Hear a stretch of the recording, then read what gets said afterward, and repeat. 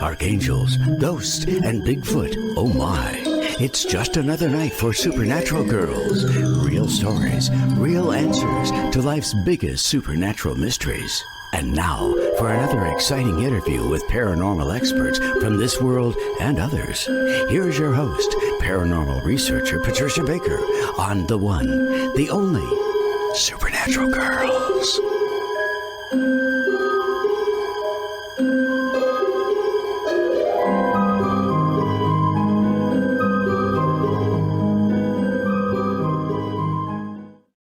Welcome, everyone, to another exciting episode of Supernatural Girls. I am your host, Patricia Baker. I'm here with my co-host all the way from Tucson, Miss PK. How are you tonight? Absolutely fabulous. It's a beautiful day here. Nice and warm. Actually, you can get a suntan today. It's that warm. Ooh, and the breezes have been beautiful. You live in such a beautiful part of the world. It depends on what day it is. Well, no doubt about that. Where are we with the numbers? What's going on? We have to remember that the 4-month deals with the basics, building a strong foundation. So I'm going to kind of hammer the 4-month every time we talk this month because it doesn't allow us to take any shortcuts. Every time we take a shortcut this month, guarantee that your little hide is going to get a little warm from what's going to take place. Because self-discipline is going to be extremely important. And you've got to be very practical because it's all about physical labor, physical work. The more you do, the better you're going to feel. Now, we're going to deal with the fact that money can and will seem to be tight because it will be. Doesn't matter how you do it. You could have $50 in your pocket or $50,000 and you'll find a reason to be feeling broke. That's the way it is. So I'm going to say, try to avoid confronting others with. You're probably involved with some learning lessons this month. And so rather than get into a disagreement with somebody, sometimes it's good just to bite the bullet and let it go. Next month when you're in a 5 and you can make changes, go after them then. Save it until then. Yeah. So you may find that many of the ideas that you're going to have right now are going to be very good because they'll be very practical. It's a good time to build for the future. And if you can save, by all means do so. But be cautious that you don't overload your abilities because nose to the grindstone is the key to the month, period. Okay. Financially, physically, and definitely emotionally.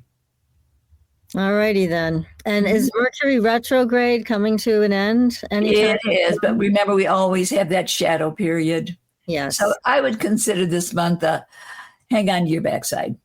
Okay. It's easier. All righty then. We will be hanging on.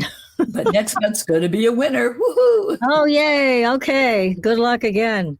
So I wanted to ask everybody, please make sure to follow us on all the social media, TikTok, YouTube. Join us on our YouTube channel. We are broadcasting live every week there also. And let's see, where else are we? The usual suspects, Instagram, Facebook, Twitter, all that. We'd love to see you there.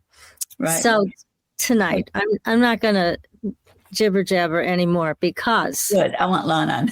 I know. I do too. Yes. Well, he's at the top of the top with us. Yes. That's all I can say. So let me tell everybody else about him. Okay. So Lon Milo DuQuette is a best-selling author who lectures worldwide on such topics as magic, tarot, and the Western mystery traditions. He is currently the U.S. Deputy Grand Master of Ordo Templi Orientis. I hope I said that right. And is on the faculty of the Omega Institute in Rhinebeck, New York, and the Maybe Logic Academy. His books include, now there's a lot of books, everybody. You need to go to Amazon and buy every one of them because they're all great. Yes. But here's a few. It's The Magick of Aleister Crowley, Understanding Aleister Crowley's Thoth Tarot, The Chicken Qabalah, My Life with the Spirits. I could just keep talking about all the books he's written. They're all fantastic. And his new book, which he's going to be sharing with us here tonight, this beautiful book, Isn't The Tarot Architect, How to Become the Master Builder of Your Spiritual Temple. And you can visit Lon at londuquette.com. And Lon, welcome to the show. Thank you very much. I was told to hold this up. That's right. Look at all the drawings. And, What a wonderful book. Beautiful book. Look at that. Oh, God. It's just fabulous. I can't wait to get my copy. I was just going to say the same thing. I cannot wait to get my hands on it. I could have arranged that. It's officially out May 5th. But obviously it's here. Yes. And That's great. It's been on pre-sale for a long time. And if you've bought it on pre-sale, you'll probably have it in your hot little hands real soon. Good. That is exciting. Yes, very good. It's amazing how you turn these books out, Lon. You are such a prolific writer. Yeah, just one right overnight. Oh, fantastic. You're great. Those 3 years passed by real fast. Just like blink of an eye. That's why I'm an overnight success. I'm just a super achiever. That's all there is to it. It's true. It's true. But you have this amazing ability to take these very complex subjects, weave them together, and then you make it make sense to the rest of us lay people. Right.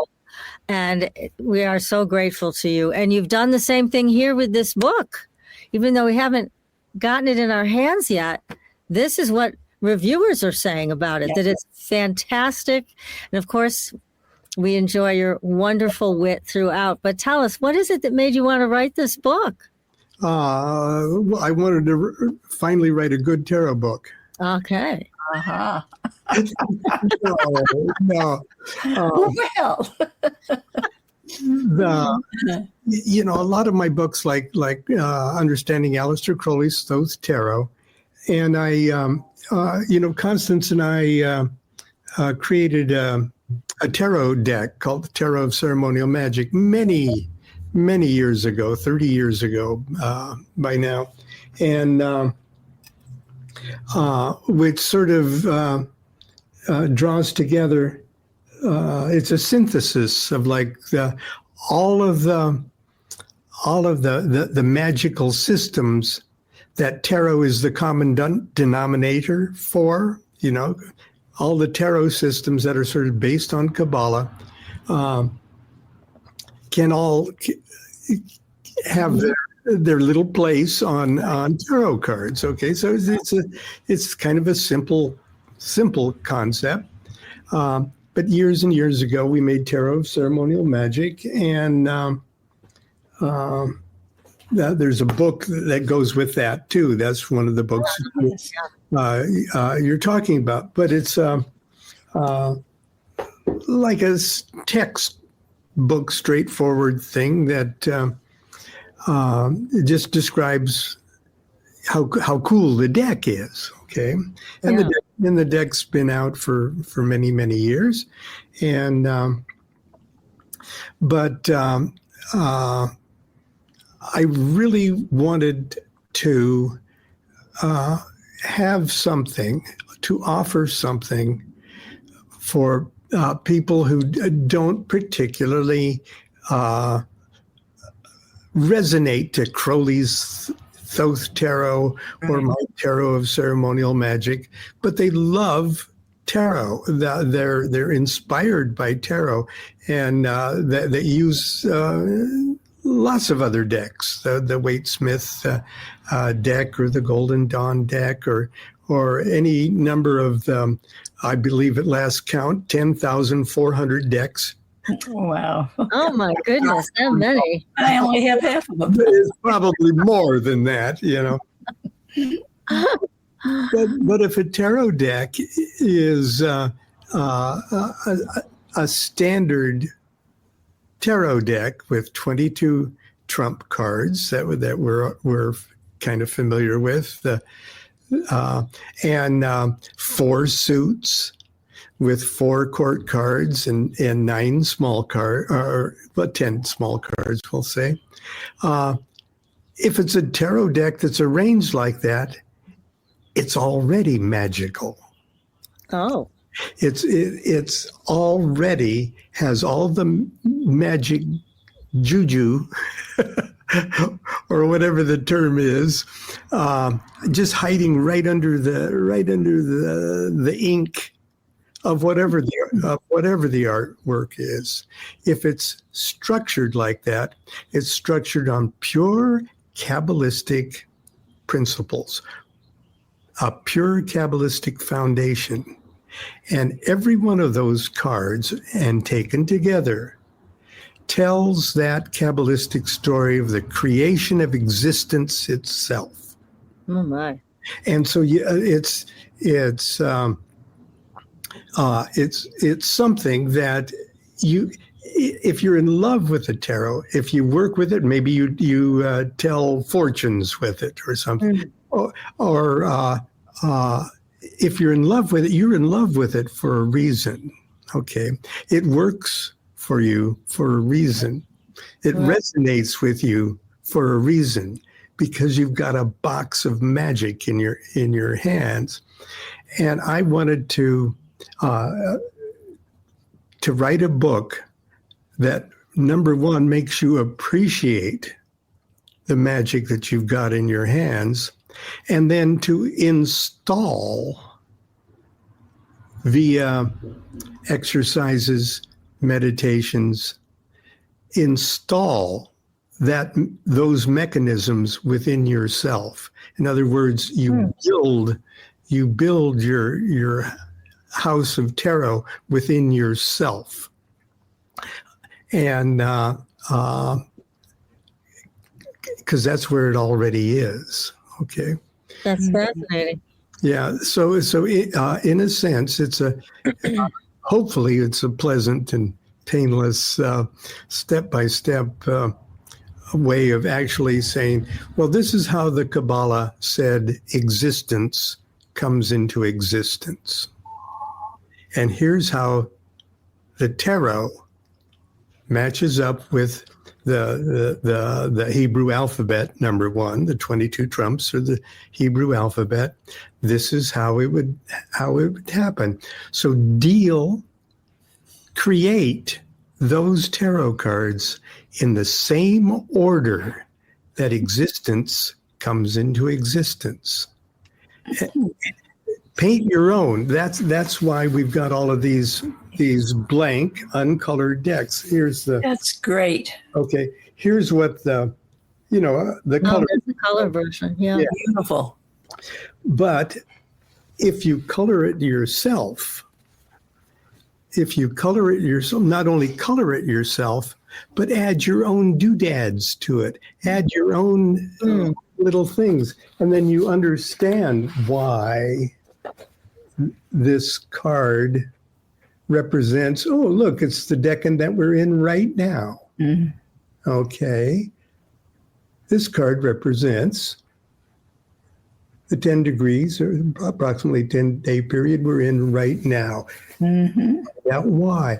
And we find out why it is Venus and Aries. And we find out, oh, look, there's a couple of spirits that actually live in that decan. It's a little apartment building with strange. What a fabulous way to explain this. Yes. Yeah. Yes. Oh my gosh. And when you take the time, even if you're a sloppy artist like myself, You got company. it'll still take you a few hours to color that deck or to color that card. And if you're careful and you use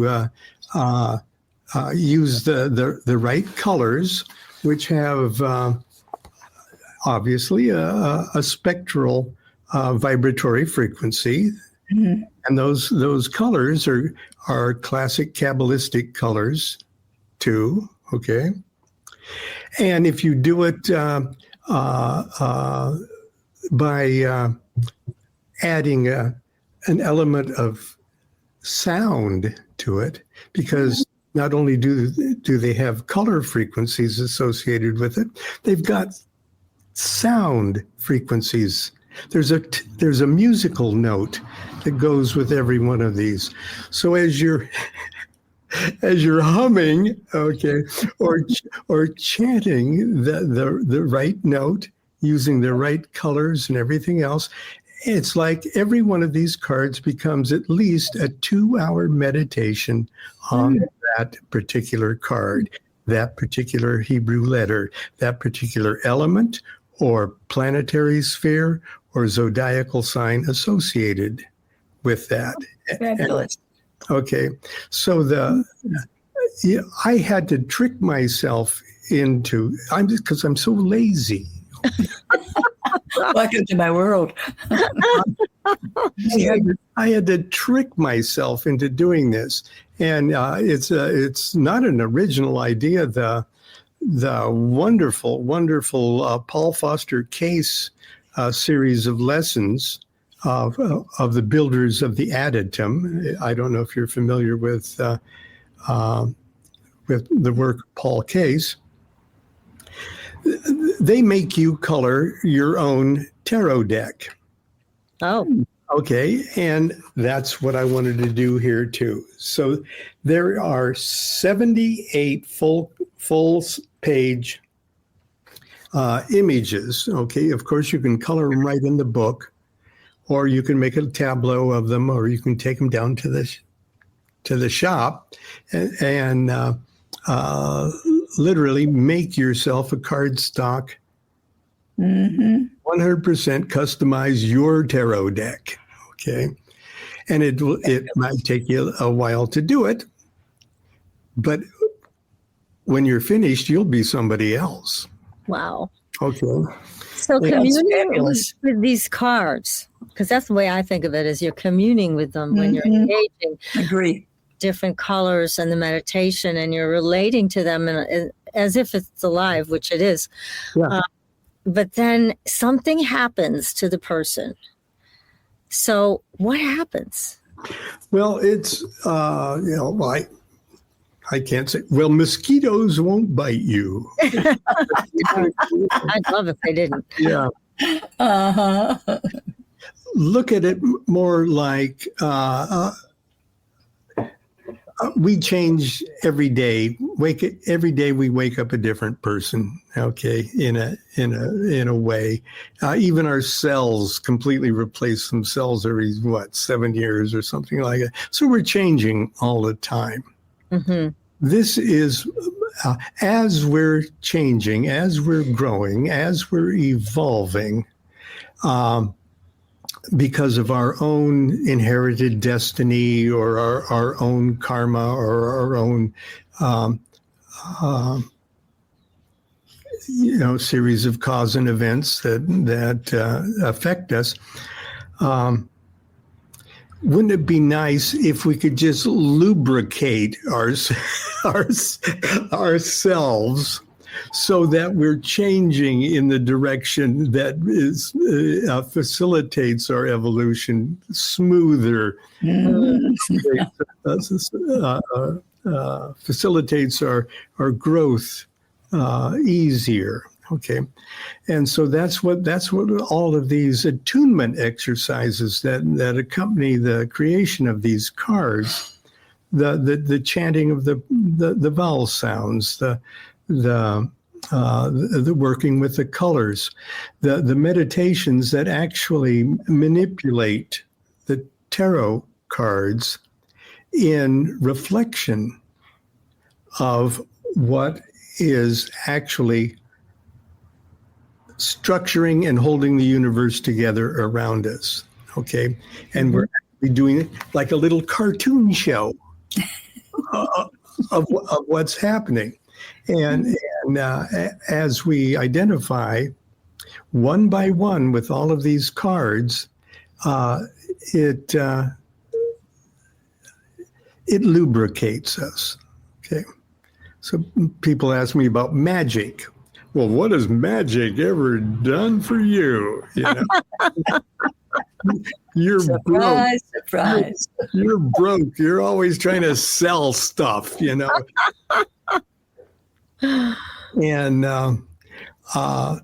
I really can't say. I just know what kind of a bum I really could be. Oh, jeez. If you knew how bad I could be, you would think I'm a roaring success. Yes, that's right. Yeah. Yeah, good point. Yeah, you found your calling, and this is it. Well, I'm stuck with it. It's great because you're a master at teaching the rest of us who don't have a clue as to how all this fits together Exactly. and how the tarot can be used with so much more meaning than just trying to predict the next thing. So it gives it a whole other level of spiritual development and really putting people back on that path. It's wonderful what you've done with this book. Well, I'm proud of it. Okay. As you should be, because Yeah. it looks like it's fabulous. Yes. So, and we'll just see how it works out. But like I say, it took 3 years of my life to. I was sitting in that chair right over there with the computer on my lap, just being a total bum. Good way to go. But actually, I had to find my original uncolored drafts of the cards. Mm-hmm. And then I've got a wonderful Facebook friend up in Canada, Rebecca Johnston, who is a wizard with graphics and things like that. And she cleaned them all up to how sweet. to beautiful. Nice. Yeah. And so, because I can't do. Well, you're not supposed to do everything. Yeah. Yes. I try to get out of doing everything. Well, this is a masterpiece. It really is. And again, the reviews that have come out have been so stellar about the book and how you've been able to bring all of these elements together. Right. And again, people are always today, I see in PK, we see this all the time with our audience. People are looking for a way to do exactly what you're talking about. And here's a perfect way. Take out your crayons, your paints, your pencils, whatever you do. And I would imagine it also gives permission to kind of get back in touch with the inner child who likes that kind of creativity. Yep. So there's a benefit there too. Yeah. It becomes more personal because Very much the so. choice of color, the choice of how you feel about something goes into it and it comes back to you. And I think it probably reminds us a lot of some of the things that we've lost along the way. And this gives us an opportunity for regrowth. Yeah, I like that. Do you know this, or do you recall the sense of satisfaction that you have when, if you don't think you've finished a piece of art, at least you've gotten to the point of where you've abandoned doing In there. any more to it. But there's the satisfaction that you have looking at it, and it literally becomes in your mind a child. Okay, you've created a child. Okay, it goes out into the world. Imagine creating 78 of those children. Incredible to think of even doing that, Lon. Yes. Amazing. Well, it's I did it when I did the BOTA deck up to a point, but they weren't accompanied by. I've come up with meditations and and exercises, like in the tarot trumps. There's 22 trumps. Mm-hmm. And with those, they're associated with the Hebrew alphabet, which created creation. Okay, just not created the universe, they created existence. And there's two zero cards in the trumps there. There's the zero of the Fool, associated with the Hebrew letter Aleph. And there's this big zero here of the last card in the series. Universe. The universe, right. So this universe card is the mysterious sphere of Saturn. It's a planetary sphere, but Saturn is even more mysterious. Saturn was a titan. Saturn wasn't even a god of Olympus. He came before the Olympian gods. Saturn is the inscrutable central point. It's like the negative zero, that everything that ever has been manifested returns to at the end of an existence cycle. And the Fool is the very beginning. The Fool jumps back out into manifestation. So these are the two bookends of existence. Wow. So I have to start with these two cards. Actually, I have them start with this one. Oh, okay. You start at the end. Start at the end because it's out of the end that the beginning begins. Okay. And for exercises, I don't know if I can do it because I'm wearing a turtleneck here. I have you meditate by sitting in your meditation pose with this in your shirt pocket. Oh, okay. Okay. And you're identifying with that central point. And then there's a series of exercises that you then visualize the Fool as bursting from your Saturn center to the infinite height and infinite depths. And that's what creates above and below. Then you take your the Hangman card, which is the primal water, and it bursts out of you and goes straight forward and straight backwards to create front and back, or east and west, if you will. And then you visualize the judgment card, or the in this case, the Aeon card, which is the Hebrew letter Sheen, fire, and that creates north and south. Yeah. Okay. There you have it. All those directions. So you're sitting here with the universe in your pocket, and you've just created above and below, east and west, north and south, with these tarot visualizations. Amazing. That means you have a ceiling and a floor and an east wall and a west wall and a north wall, and you've just created the dualities of the expanded ends of those infinite expansions. And those are along with your universe card, those are the 7 double letters of the Hebrew alphabet, and the 7 tarot cards it's wonderful. Yes. Yeah. Wonderful. Now, for people who are working with their tarot decks and doing readings for people, I would imagine these exercises would create a whole new depth to their readings. Absolutely. Absolutely. Especially if it's uncanny that classic divinatory meanings for the cards, excuse me, everyone, which actually only developed over the last couple hundred years, okay? But the classic divinatory meanings of the tarot, like, love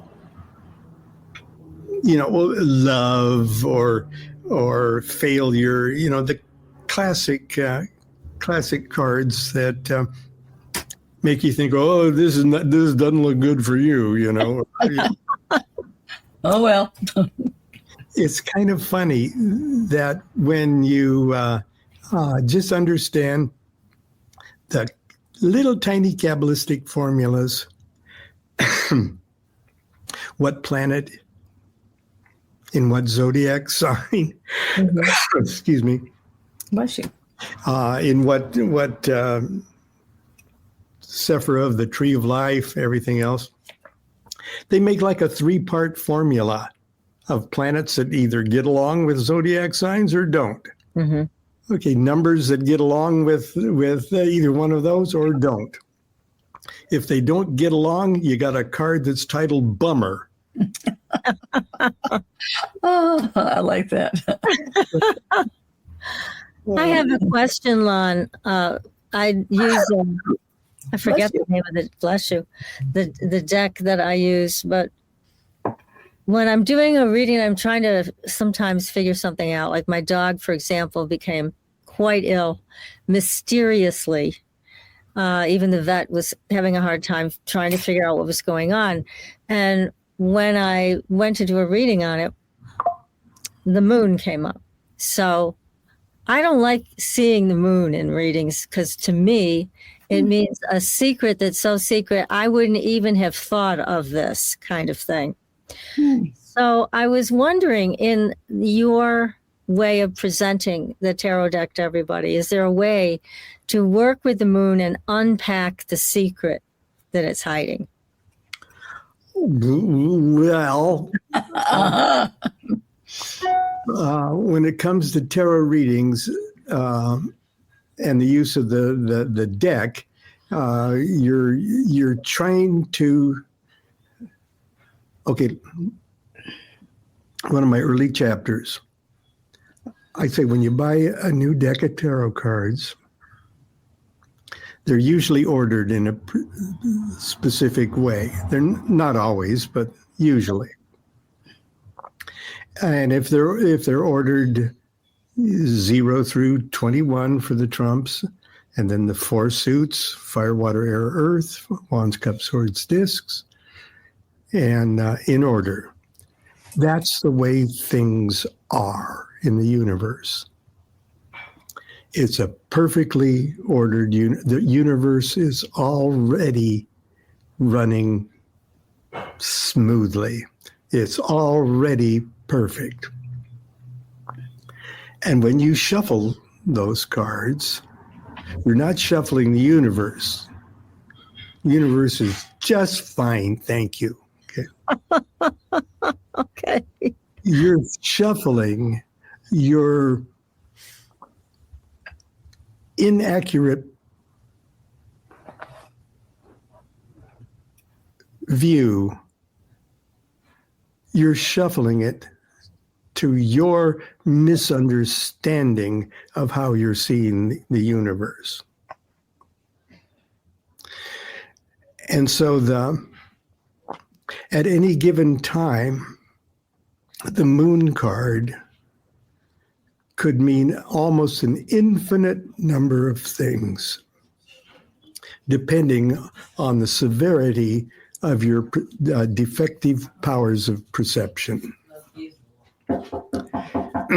Somebody's at the door. It's the moon. It's the moon. New perception. The moon wants to be seen. So, now the first thing that jumped into my mind, because it was your question, it wasn't my question, and but there's 2 dogs in the. There's 2 dogs in the moon card. That's right. Okay, and the dogs dig the moon. Okay. And they dig it on because they howl at the moon like they're worshiping, okay, and wolves and things like that. And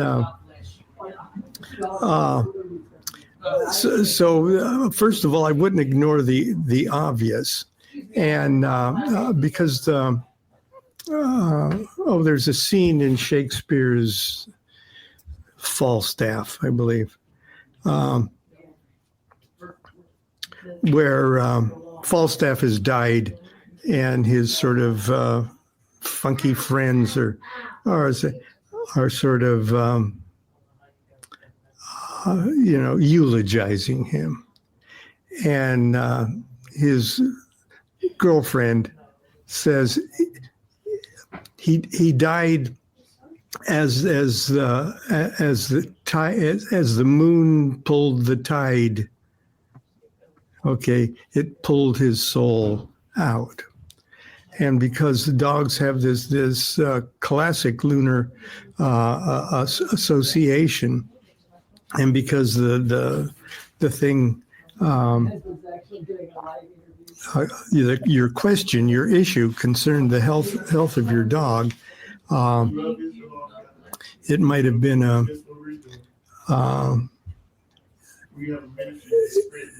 a direct message, almost. The dog loves the moon, and maybe this is the time that he should at least feel the tug of being pulled out. Mm-hmm. So now, whether or not that's drawing on the, excuse me, hang on. Shall we see what this was? Of course. No need to talk about it. It's another mystery. Yes, of course. Did they have a dog with them? No. I should have. That would have done it. That would have done it for me. Whether or not, okay, whether or not you would be any better informed in dragging out an intuitive idea from that tarot answer to your question, I don't know. Mm-hmm.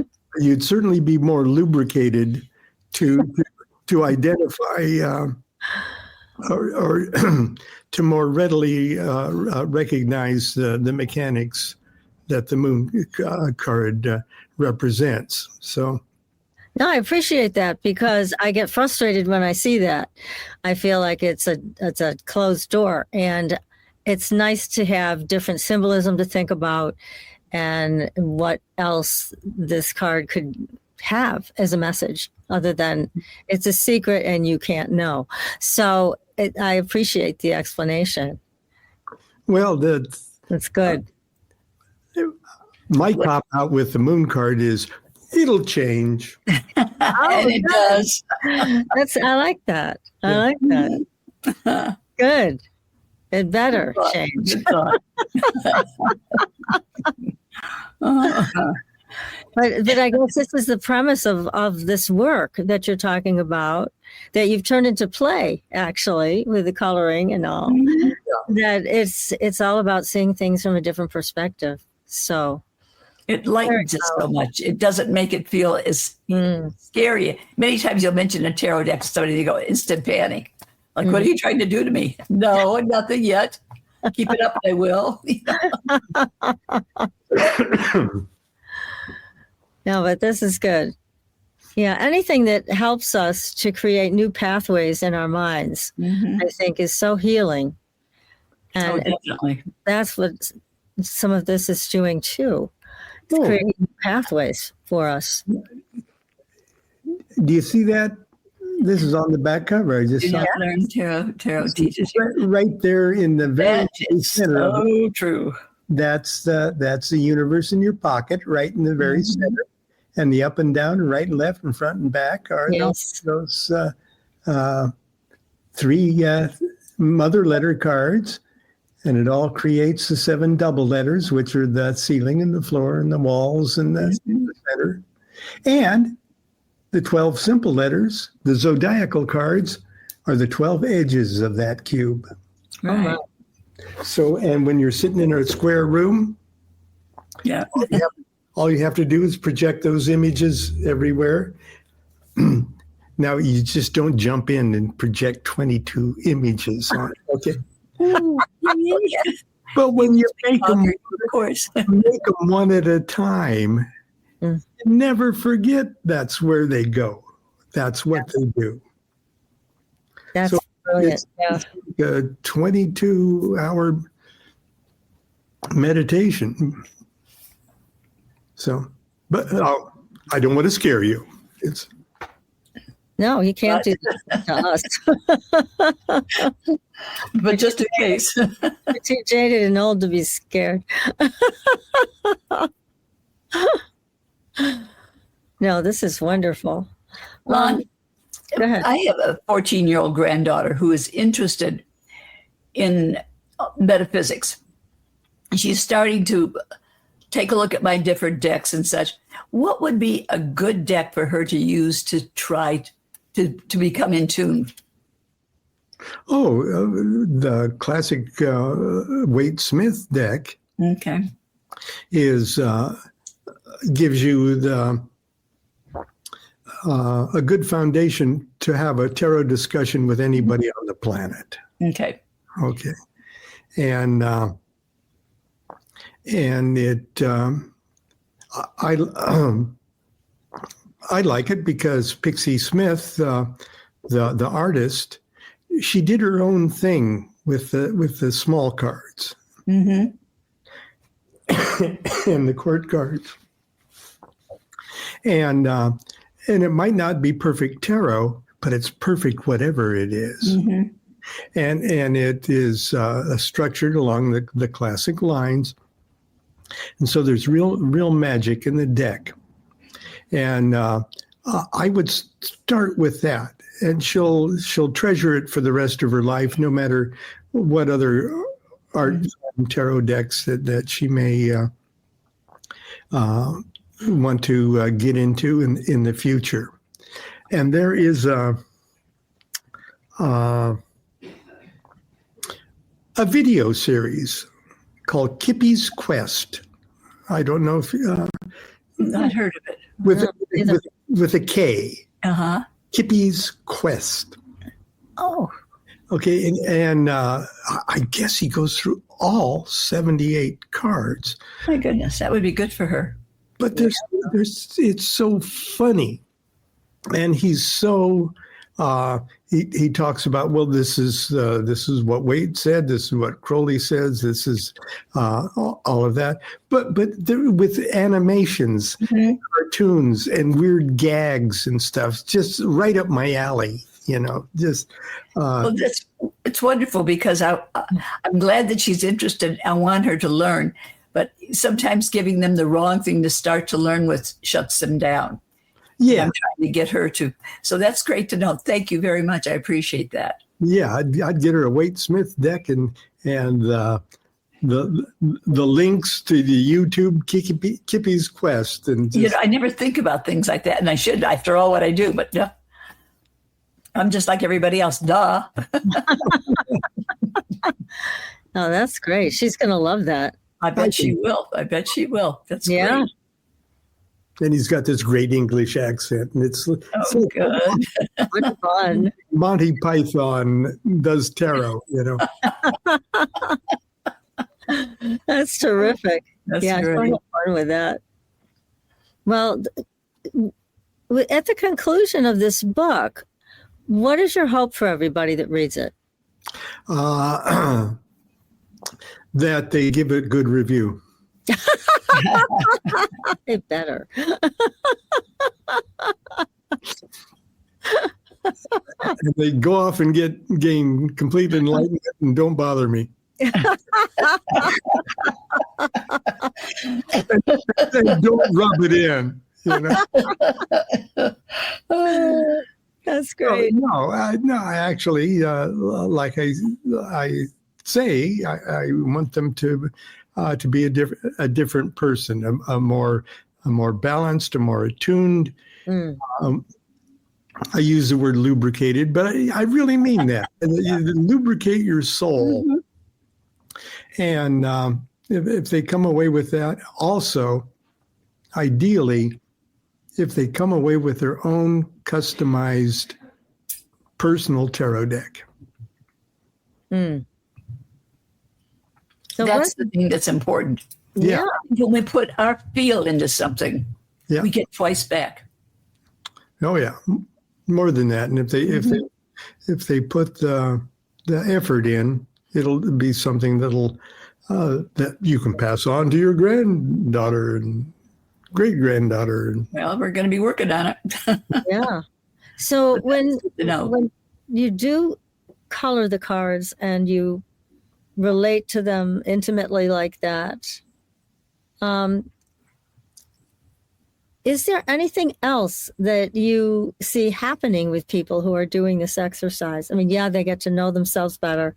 They get to see things a little differently. But have you seen anybody else like come away with some other experience from doing this? Because it sounds so powerful, so mystical, so magical. Well, it's too soon to say. Okay. Testing 1, 2, 3. I can see. Yeah. I would imagine you'd be hearing from people about their experiences, and it's going to be quite something. Yeah. So, like I say, that's too soon to say. I get a good response from my book, Understanding Aleister Crowley's Thoth Tarot. And that's a very esoteric deck and a very esoteric subject. And I've been very gratified by the response I've gotten from that. But like the Chicken Qabalah, I actually have turned it into an experiential self-initiation process. And I sort of see the same thing happening here with workshops and things like that. I can't do a 78 card workshop, but I could certainly get people started with a weekend lecture series. If I have the energy to do that, I can see that happening in the future, and then we can sort of see in real time. Yeah, what's happening? Because, there are so many people we talk to on this show, and they're imparting some knowledge, which is very exciting and wonderful. However, what you're doing is so much more experiential for people. I mean, people get involved. They roll up their sleeves and they color the cards. For life. They're engaging in a whole different way. So it's more than just reading a book. It's much more than that. As a matter of fact, I suggest they buy 2 books. Oh, good idea. Okay. Or 3. Why not? We've got friends. Well, then you have 3 decks, right? That way, yeah, that's right. Yeah. Friends may stop by, Well, After all, you got to share, right? right? Caught short, So. Yeah, never. No. And you want to be able to have a conversation with your friends about this and tell them all your fantastic experiences. And so, yeah, they should have their own too. Now, this is a very unique book, I think, that you've written. Not that the rest of them aren't, but this is something so special. Yes. So, Well, I think so too. congratulations, really. Most definitely. I can't wait to get our hands on one, right? The introduction is written by Mary Greer, who I consider the world's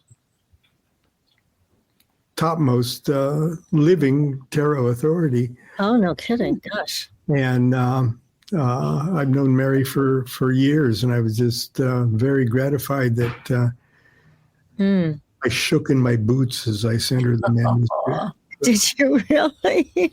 Oh, no. That's sweet. So, but no, she's very kind, and I'm mostly gratified that she got it. Okay, she got That's what important. I was shooting for, yeah. And she's written a wonderful, wonderful essay at the beginning. So That's fantastic. Really, this is really great. Definitely. Dare I ask you what your next book's going to be? it's going to be about cooking amphibians. Cooking amphibians. No, it's I was going to say, really? We're talking about mermaids here. You know, all the talk that's going around the internet about eating mermaids and all that stuff. Hot fins. Don't tell me you're into that. yes. Only ones who have passed away naturally. Okay. There's great karma, incurred by doing it before that. Yeah, to tell you the truth, I have no idea. This I may have to expand this into a program for others to do, like the Chicken Qabalah and the son of Chicken Qabalah have. There's been groups pop up all over the world, Finland of all places. Oh my! Even where they do the initiations, and they actually mount them in a 3-day initiation marathon kind of thing. That's creative. Yeah, do stuff. That's why we're so so frustrated that we haven't had Monday night class here for a month, because it doesn't have to be a big class. So I just want people to do stuff, Right. Exactly. Yes. Well, you're so kind to sit with us for this hour, and I know you're not feeling well, and it's very kind of you to talk about this fabulous book and be here with us. So thank you. Well, you bet. And just in case everybody missed it.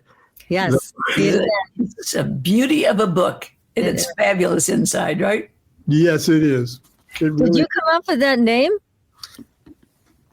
Well, I approve that name for sure. That's the same thing, right? Yeah. Yes. For everybody who needs to write it down, it's The Tarot Architect, How to Become the Master Builder of Your Spiritual Temple. Right. That is the full name. That's the full name. Yes. Fabulous. Fabulous. It's great. It's great. We're so fortunate to have you with us tonight. You're just so special. Thank you. That's right. See, now I got to find a way to get some chicken soup to you and Constance. That's all there is to it. I'm going to go online. I'm going to find a place that can get you some chicken soup. Now, she will eat chicken now? Chicken soup? Well, chicken soup, yeah. Chicken soup, yes? Okay. Chicken soup's not chicken. Okay, because I don't want to offend her. I know she's very strict with her diet, so. And we're sure the chicken's voluntarily it gave itself up in the pool, Okay. I know there's something that they have online, because I've seen it, and it's this package of things to just make you feel better when you don't feel well, and one of the things is chicken soup. Mm-hmm. Chicken soup, yes, we've known that for years. And, that's always been the first thing. I don't feel good. Let's get the chicken soup going. That's the first thing that everybody does. It's Jewish penicillin. I make it all the time. Yep. When I was recording at CBS in Hollywood, I'd be all hoarse and not feeling well, and we'd always, after our sessions, we'd always go to Cantor's.